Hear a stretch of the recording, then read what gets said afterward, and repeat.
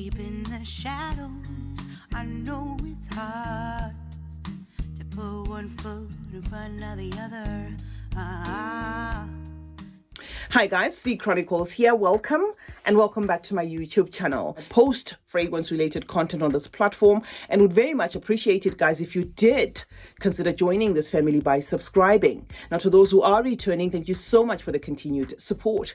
Please check out my second channel, CeeChronicles Unscripted. I'm going to drop the interface of that channel on this page so that you can reference that, but the link is also in the description box. I also have a PayPal link, guys, if you'd like to donate towards the purchases of fragrances on this channel. Reason why I created that link is I do not have sponsorships, paid partnerships, promotions, affiliate links, as well as a thank you button. That is because of geographic location. So this channel relies solely on AdSense, which means I only get paid when you watch adverts, right? So if you'd like to donate anything, the link is also in the description. Today we have Qahwa. So if you are familiar with the original Khamrah, you will know about this packaging, that it comes like this. The only difference is that one had like a lighter tone to it. So this is the packaging, that's the box, and then the bottle sits in there, right? So I'm going to take it out there. Okay, this is the close-up of the fragrance. Mine, unfortunately, turned up with a very loose cap there. I tried to swap the caps around because I do have the original Khamrah within my collection, but it's still very loose. So it does look like quality control when it came to maybe this particular bottle or this line is slacking. I've had this fragrance for 3 days. This is the third day, so it's fairly new, but I think I've got enough to talk about here. Now, let me say one thing, Offset. This is going to be a wait for it type of fragrance. By this, I mean, if you walked into the shop and you were in a hurry to go to whatever errand you were on and you sprayed this and you wanted to make a decision, then it might confuse you. You might walk away from it, and maybe somewhere there while you're now driving and you're stuck in traffic, you start to smell that pleasant, fragrance, and you're thinking, oh my God, I should have bought it, because it needs about 20 minutes, 25 minutes, topping it 30 minutes for it to fuse and start to present to you something that makes sense. The initial burst is going to give you a presentation of a sticky concoction of fruits and spices mishmashed together. And the one thing that's going to be evident there almost immediately is that cinnamon note. So it's a fragrance that needs time to open its pages. So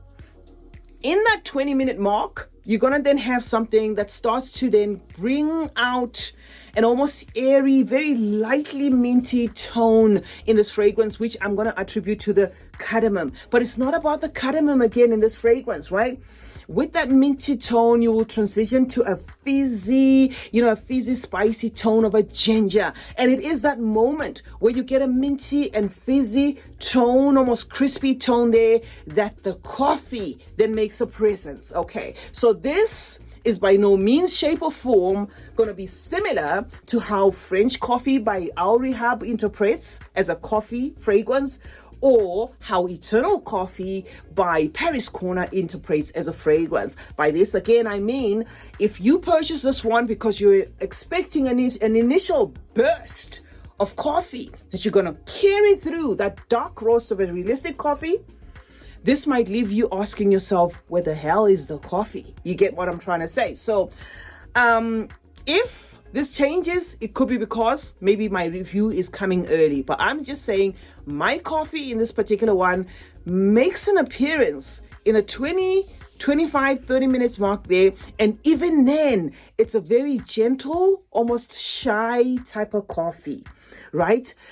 It doesn't make it about the coffee, right? What's evident mostly in this is a warm, spicy tone and embery fragrance there with a liqueur type of backdrop in it. It does feel a bit boozy, in as much as Lattafa did not list that. It does have like a boozy weight to it, but with an evident host of a lot of spices, which is something that I get from the original Khamrah. The fragrance in itself screams to be an ideal winter toned fragrance because it is a thick, a rich, okay, a rich, opulent mix of everything. This does not come across as light or anything like that. It does come across as very rich there, to an extent with an even underlying woodiness there. But the woodiness I'm going to attribute again to those spices. And it is that ginger note that just kind of gives it a twist from the original Khamrah, and a very light coffee. Now, I'm going to give you a wild card for you to have a mental shortcut of what this coffee feels like. Because when I say don't expect a dark roast of coffee, and everybody's going around talking about this being a coffee fragrance, you might wonder, what exactly is everybody talking about? Now, this wild card of an example is like this. If you buy Carolina Herrera's Good Girl, and no, this does not smell like that, but if you buy Carolina Herrera Good Girl because it lists cacao as a note, right? And you love cacao, and you went and you bought Nebraska, which is a Billie Eilish clone, because of the cacao note, and you love cacao. The way the cacao presents in Billie Eilish is cacaoing to the most cacao, right? Now, the way it presents in Good Girl is like, is there any cacao in here? So that is kind of like how this presents, where it's a very gentle type of coffee. They did not try to follow the crowd or to follow the other houses by presenting us a coffee that is milky, sitting on a creamy bed, that sort of thing. That's not how this interprets. It just gives you like a tease of a coffee, if you will. And then, of course, it opens up to that original Khamrah formulation. So this does not distance itself a lot or very much to the original Khamrah. So if you have the original Khamrah, just imagine that with a touch of ginger, with a touch of praline, okay? And a sticky vanilla, if you will. And this touch of praline, some of you are gonna, be perceiving it as even a little bit chocolatey there. Just imagine it like that. And then a very faint coffee, okay? Yes, I think they got us there when they said Qahwa, because I thought they were just going with the trend where coffee as a note, was just making waves, okay? There is the Maison coffee break, which I do get a little bit of a semblance in here. And then, of course, there is the French coffee, and then there is that eternal coffee. I had a mental shortcut that is the coffee that I was to expect there, a coffee to the coffeeiest coffee. So this does not feel like a dark roast of a presentation. My conclusion when it comes to this fragrance is there could be one or two reasons why maybe the coffee is presenting like this. Okay, let me say three. And the first one is, with all due respect, that's exactly what they wanted it to be. That's one. Two, it could be that there is that date note, because they did not list dates. They just said candied fruits.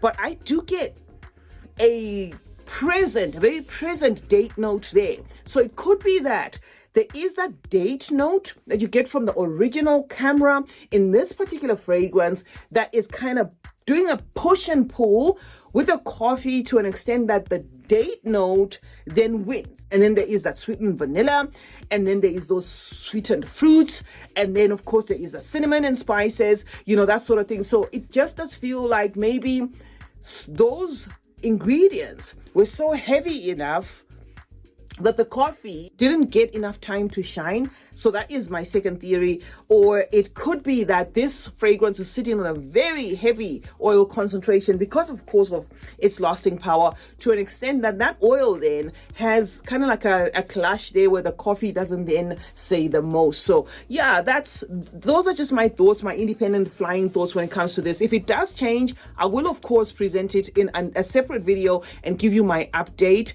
on how it would have turned out. Like, for instance, if the coffee starts coffeeing, I will definitely bring it back. The pros for this fragrance, guys, are obviously the lasting power. 3-4 sprays on your skin, and you can see the oil residue here. This is why I was saying this is kind of very heavy on the oil.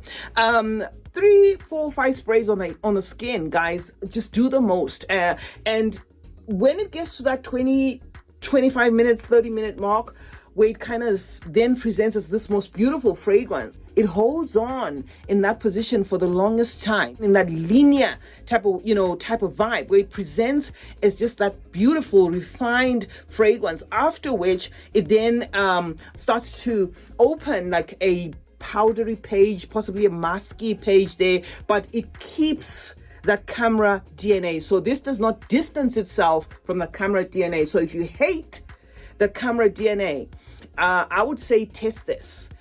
Because if you hate it and you're thinking, okay, now that there's a coffee version, maybe that's going to work, I'm going to say still test it, because that DNA is very present in Khamrah Qahwa to an extent that you might find your nose not being able to discern the differences. So please test this. It screams winter. It's unisex to my nose. It's well blended. I love how it presents.